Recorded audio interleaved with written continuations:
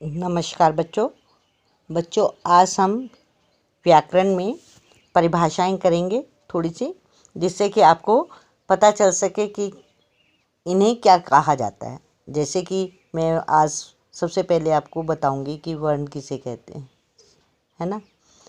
शब्द किसे कहते हैं। हमने पीछे व्याकरण में किया था कि व्याकरण के 3 भाग गए, वर्ण, शब्द और वाक्य, ठीक है। और फिर उसके बाद स्वर किसे कहते हैं और व्यंजन किसे कहते हैं, इनकी परिभाषाएं जो है हम करेंगे। सबसे पहले आता है हमारा वर्ण विचार। वर्ण विचार में क्या है कि हम वर्ण किसे कहते हैं, परिभाषा लिखेंगे हम इसकी पहले जानने के लिए कि वर्ण किसे कहते हैं।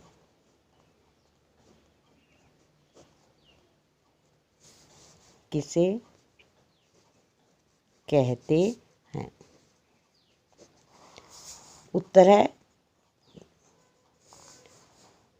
वर्ण उस छोटी से छोटी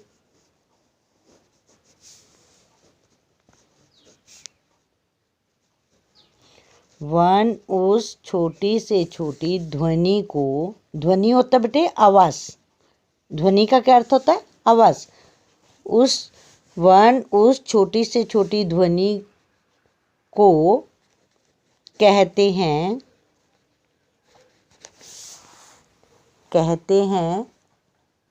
जिसके टुकड़े नहीं हो सकते। टुकड़े नहीं हो सकते।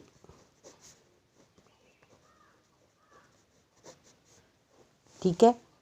अब कैसे कि वर्ण उस छोटी से छोटी ध्वनि को कहते हैं जिसके टुकड़े नहीं हो सकते। अब जैसे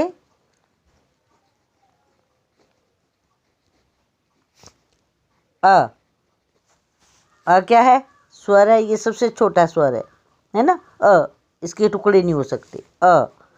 क हलंत, ख हलंत, ग हलंत आदि इसी तरह के। अब बच्चों ये मैंने जो हलंत लगाया आपको याद होगा, मैंने बताया था आपको कि जहाँ पर ये पूंछ से हलंत लगता है उसका मतलब क्या है कि ये क जो है आधा है ना।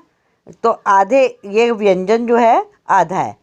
अ जो है हमारा स्वर है, स्वतंत्र है बिल्कुल, इसका कोई इसमें कोई इसके साथ जुड़ा नहीं हुआ है ना।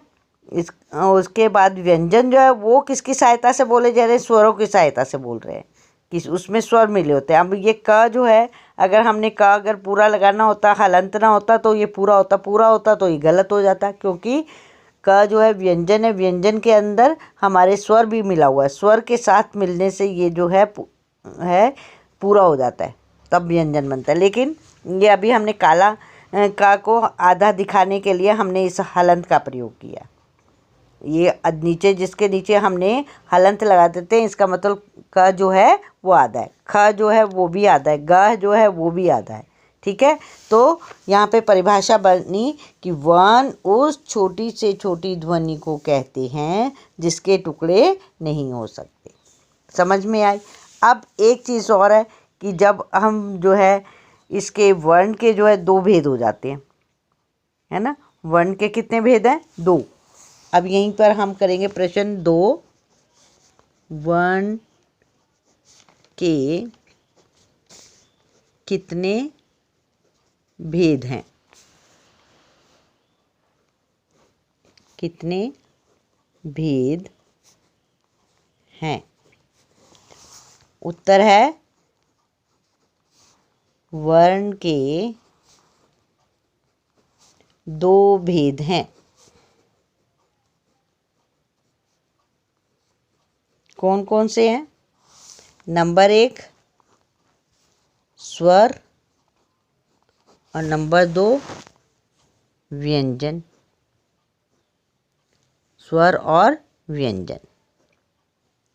अब बच्चों एक चीज़ है, मैंने आपको कहा कि वर्ण के कितने भेद हैं, वर्ण के 2 भेद हैं। अब स्वर और व्यंजन, अब आपको ये भी तो पता होना चाहिए कि स्वर क्या चीज़ है, व्यंजन क्या चीज़ है।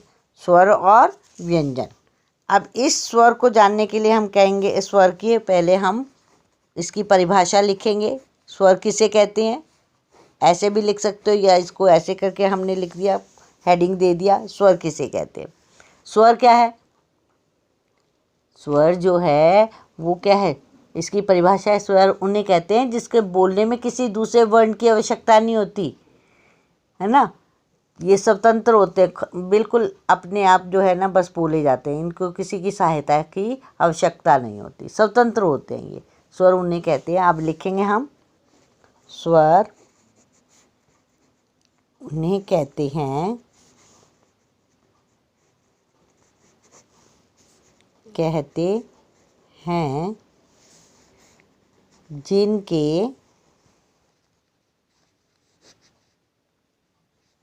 जिनके बोलने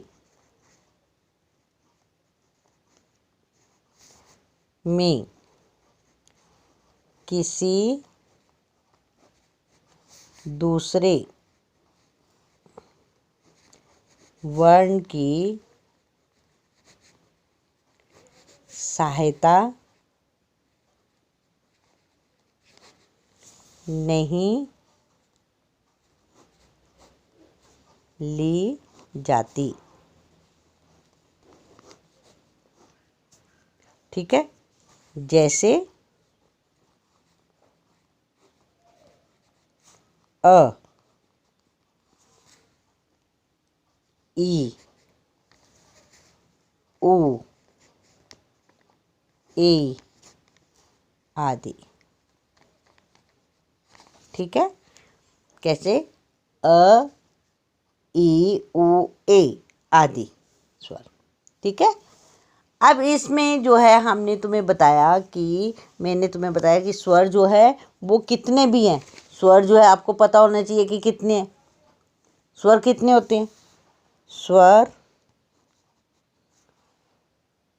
की संख्या 11 है।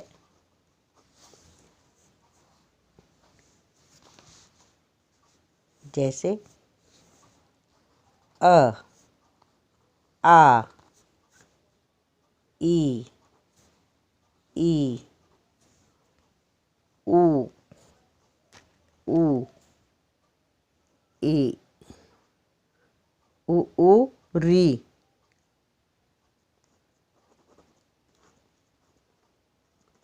री, ए, आई, ओ, औ, आ, ई, उ, ए, उ, री, ए, आई, ओ, औ। ठीक है, ये 11 है। 2, 4, 6, 2, 8, 10, 11, 10 और अंगहा खाली, ये जो है अंगहा, ये 11 स्वर है। तो आपको पता चल गया कि स्वरों की संख्या कितनी है, ये भी पता चल गया, स्वर कौन कौन से हैं ये भी पता चल गया, कि स्वर किसे कहते हैं। सबसे पहली बात तो यह है कि आपको वर्णों का पता होना चाहिए। वर्ण उस छोटी से छोटी ध्वनि को कहते हैं जिसके टुकड़े नहीं हो सकते, जैसे अ, क, ख, ग आदि। फिर वर्ण के कितने भेद है, स्वर और व्यंजन। स्वर किसे कहते हैं, स्वर उन्हें कहते हैं जिनके बोलने में किसी दूसरे वर्ण की सहायता नहीं ली जाती, जैसे अ, ई, उ, ए आदि। स्वर की संख्या कितनी है, 11 है। अ, आ, ई, उ, री, ए, आई, ओ, औ, अंगहा। ठीक है,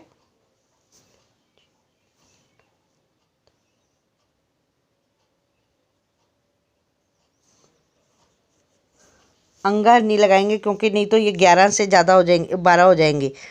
2, 3, अंगार नहीं लगाएंगे। ठीक है, औ तक, अ से औ तक 11 जो है हमारे स्वर हैं। अब इसके बाद आता है व्यंजन। व्यंजन किसे कहते हैं, व्यंजन है जो स्वरों की सहायता से बोले जाते हैं, ठीक है ना। व्यंजन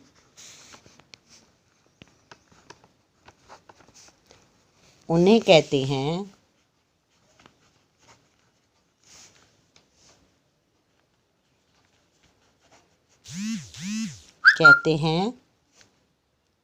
जिनके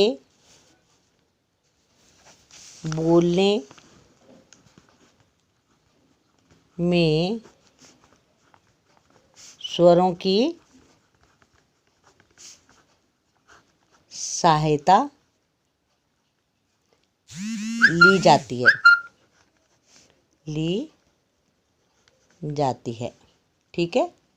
जैसे क, का, की आदि, ठीक है। स्वरों की सहायता कैसे हुई? स्वरों की सहायता ली ना, क, का, की आदि, ठीक है। जैसे क है, क जमा में अ, ख, है ना। फिर का को लिख रहे हैं हम, का कैसे, क जमा में अ, जमा में आ की मात्रा, ठीक, का बन गया, ठीक। इसकी संख्या कितनी है? संख्या है 33। ये क से ह तक, ठीक। आपको पता चल गया कि स्वर किसे कहते हैं, व्यंजन किसे कहते हैं। तो बच्चों आज आपने इनको याद करना है और समझना है, ठीक है। तो कल फिर मिलते हैं, तब तक के लिए नमस्कार बच्चों।